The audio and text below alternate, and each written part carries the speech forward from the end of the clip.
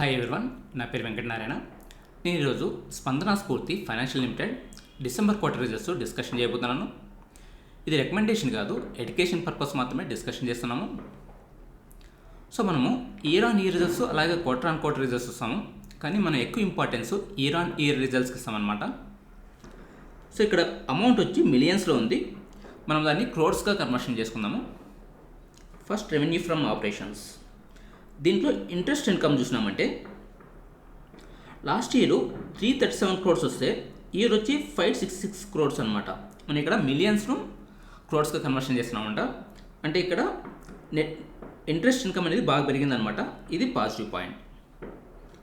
తర్వాత net gain on fair value changes. ఇక్కడ చూస్తే 8.4 crores నుండి 55.8 crores పెరిగిందనమాట. సో ఇది కూడా పాజిటివ్ పాయింట్. తర్వాత recovery against loans written of. So ఇది చూసినామంటే లాస్ట్ ఇయర్ 8.4 crores అయితే ఇప్పుడు 3.8 crores అనమాట. సో ఇప్పుడు ఇక్కడ తక్కువ బ్యాడ్ లోన్స్ రికవర్ చేసినారు. సో ఇది కూడా పాజిటివ్ పాయింటే.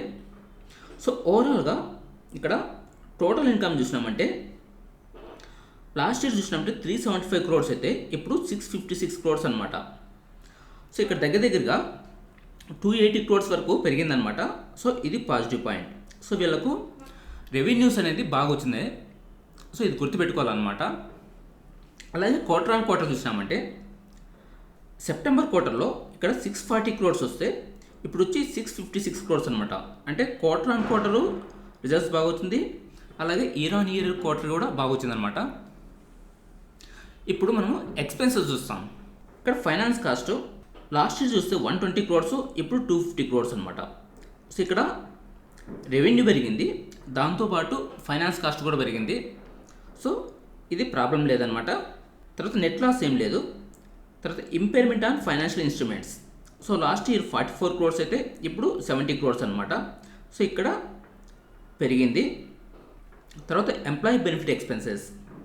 సో లాస్ట్ ఇయర్ చూసినామంటే 68 crores ఉంటే ఇప్పుడు 120 crores అనమాట. సో ఇక్కడ చూసినామంటే దగ్గర 150 crores ఎంప్లాయీ ఎక్స్పెన్స్ పెరిగిందనమాట. అంటే వీళ్ళు బిజినెస్ ఎక్స్పాండ్ చేస్తూ ఉండొచ్చు, దానివల్ల ఎంప్లాయీస్ పెరిగింటారు. సో ఎంప్లాయీ పెరగడం వల్ల ఎంప్లాయీ ఎక్స్పెన్సెస్ కూడా పెరిగి ఉంటుందన్నమాట. సో ఇది పాజిటివ్ పాయింట్. తర్వాత డిప్రిషియేషన్ చూసినామంటే లాస్ట్ ఇయర్ 2.5 crores అయితే ఇప్పుడు 5.6 crores అనమాట. ఇక్కడ తక్కువ అమౌంట్ కాబట్టి దీన్ని ఇగ్నోర్ చేసుకోవచ్చు. తర్వాత అదర్ ఎక్స్పెన్సెస్ లాస్ట్ ఇయర్ చూస్తే 42 crores అయితే 39 crores అనమాట. సో ఇక్కడ అదర్ ఎక్స్పెన్సెస్ అనేది తగ్గింది. సో ఇది పాజిటివ్ పాయింట్ అనమాట. సో ఓవరాల్గా టోటల్ ఎక్స్పెన్స్ చూసినామంటే లాస్ట్ ఇయర్ 278 crores అయితే ఇప్పుడు 486 crores అనమాట. ఓకే, సో రెవెన్యూస్ పెరిగినాయి, సో అలాగే ఎక్స్పెన్స్ కూడా పెరిగినాయి అనమాట. సో ఇప్పుడు రెవెన్యూస్లో నుండి ఎక్స్పెన్స్ తీసేస్తే మనకు ఎంత మిగిలిందని చూస్తాము. అది ప్రాఫిట్ బిఫోర్ ట్యాక్స్ అనమాట. సో లాస్ట్ ఇయర్ చూసినామంటే 96 crores అయితే ఇప్పుడు 170 crores అనమాట. అంటే ఇక్కడ దగ్గర 74 crores పెరిగిందనమాట. ఇది పాజిటివ్ పాయింట్.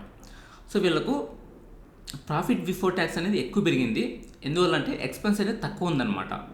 సో ఇది positive point.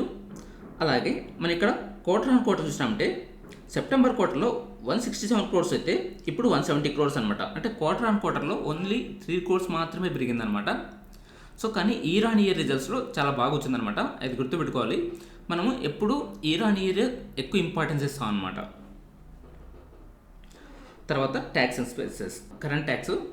So last year 50 lakhs credit అయింది, ఇప్పుడు వచ్చి 51 crores స్పెండ్ చేసినారనమాట. అంటే ఇక్కడ కరెంట్ ట్యాక్స్ అనేది పెరిగింది. తర్వాత డిఫర్డ్ ట్యాక్స్ చూసినామంటే లాస్ట్ ఇయర్ 25 crores పే చేసినారు, ఇప్పుడు 8.5 crores వాళ్ళు క్రెడిట్ అయిందనమాట. సో ఓవరాల్గా ఇన్కమ్ ట్యాక్స్ ఎక్స్పెన్స్ ఎంత ఏంటంటే లాస్ట్ ఇయర్ 24 crores పే చేస్తే ఇప్పుడు 42 crores పే చేసినారనమాట. సో తర్వాత ప్రాఫిట్ చూసినామంటే లాస్ట్ ఇయర్ చూసినామంటే 71 crores అయితే ఇప్పుడు 127 crores అనమాట. సో ఇక్కడ దగ్గరగా 57-58 crores పెరిగిందనమాట. సో ఇది positive point. Year on year results స్పందన స్ఫూర్తికి రిజల్ట్స్ బాగా వచ్చినాయన్నమాట. అలాగే క్వార్టర్ ఆన్ క్వార్టర్ చూసినామంటే లాస్ట్ క్వార్టర్లో 125 crores అయితే ఇప్పుడు 127 crores అనమాట. అంటే క్వార్టర్ ఆన్ క్వార్టర్ తక్కువ పెరిగింది, ఇయర్ ఆన్ ఇయర్ అనేది చాలా ఎక్కువ పెరిగిందనమాట. సో ఇది గుర్తుపెట్టుకోవాలి. తర్వాత ఇక్కడ ఎర్నింగ్ పర్ షేర్ చూసినామంటే బేసిక్ డైల్యూటెడ్. ఓకే, లాస్ట్ ఇయర్లో 10 రూపీస్ 0.5 పైస్ వస్తే ఇప్పుడు వచ్చి 17 రూపీస్ 91 పైస్ అనమాట. సో ఇక్కడ 7 rupees 91 paise earning per share పెరిగిందనమాట. సో ఇది పాజిటివ్ పాయింట్. అలాగే క్వార్టర్ ఆన్ క్వార్టర్ చూసినామంటే లాస్ట్ క్వార్టర్లో 17.63 అయితే ఇప్పుడు 17.91 అనమాట. అంటే క్వార్టర్ ఆన్ క్వార్టరు వీళ్ళ ఎర్నింగ్ పర్ షేర్ ఎక్కువ పెరగలేదు, కానీ ఇయర్ ఆన్ ఇయర్ రిజల్ట్స్లో చాలా బాగా పెరిగిందనమాట. సో ఇప్పుడు మనము స్పందన స్ఫూర్తి రిజల్ట్స్ని బట్టి ఏమర్థమైందంటే, సో వీళ్ళకి రెవెన్యూ ఫ్రమ్ ఆపరేషన్స్ అనేది బాగా పెరిగిందనమాట. అలాగే ఎక్స్పెన్స్ అనేది తక్కువ పెరిగింది. సో దానివల్ల వీళ్ళకి ప్రాఫిట్ బిఫోర్ ట్యాక్స్ అనేది బాగా వచ్చిందనమాట. ఇక్కడ ఏమంటే 96 crores నుండి 170 crores వచ్చిందనమాట. అంటే వీళ్ళకి ఇయర్ ఆన్ ఇయర్ రిజల్ట్స్ చాలా బాగా వచ్చినాయి. క్వార్టర్ ఆన్ క్వార్టర్ చూసినామంటే ఫ్లాట్గా ఉన్నాయన్నమాట. అలాగే వీళ్ళ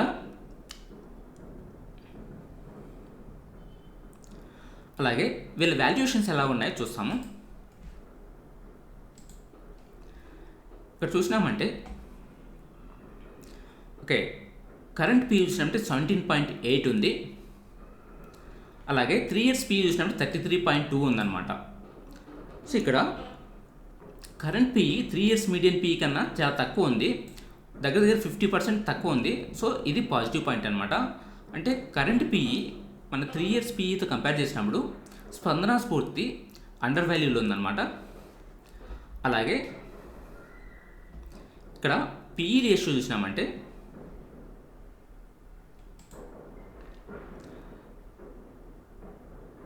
ఓకే, సో ఇక్కడ 19.9 ఉంది. అంటే ఇది డేట్ ఎంత ఎప్పుడంటే 28th అనమాట. సో రిజల్ట్స్ వచ్చింది 22nd వచ్చింది. సో రిజల్ట్స్ బాగా వచ్చినాయి. అంటే ఇప్పుడు ఇంకా పీఈ అనేది ఇంకా తగ్గిందనమాట. అది ఎంతకు తగ్గిందంటే 17.8కి తగ్గిందనమాట. అంటే రిజల్ట్స్ రాకముందు దీని పీఈ అనేది 19.9 ఉంది.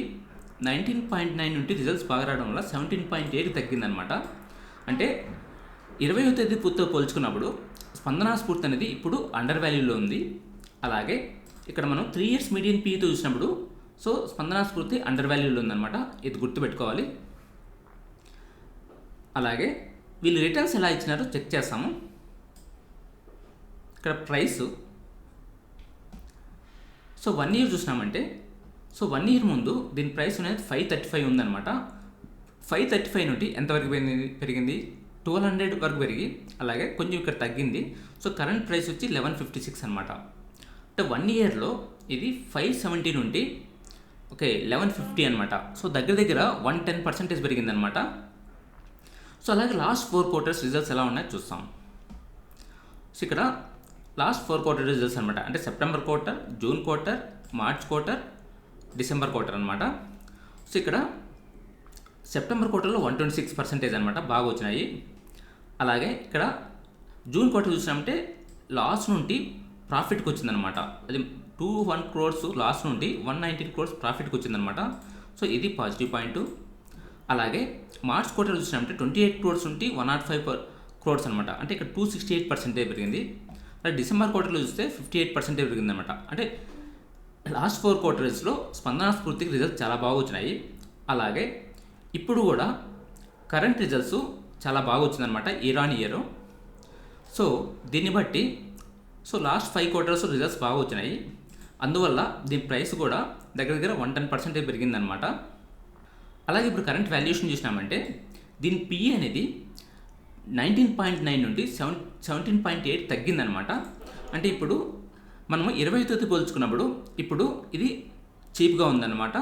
సో మనము ఏదైనా ఫైనాన్షియల్ డెసిషన్ తీసుకుంటే ముందర సో దీన్ని బట్టే మనం డెసిషన్ తీసుకోకుండా ఇంకా చాలా డెప్త్గా అనలైజ్ చేసి తర్వాత ఇన్వెస్ట్ చేసుకోవాలన్నమాట. సో అప్పుడే మనకు లాస్ తక్కువ వచ్చే ఛాన్సెస్ ఉంటాయన్నమాట. That's it for today. Thank you for watching. Have a nice day.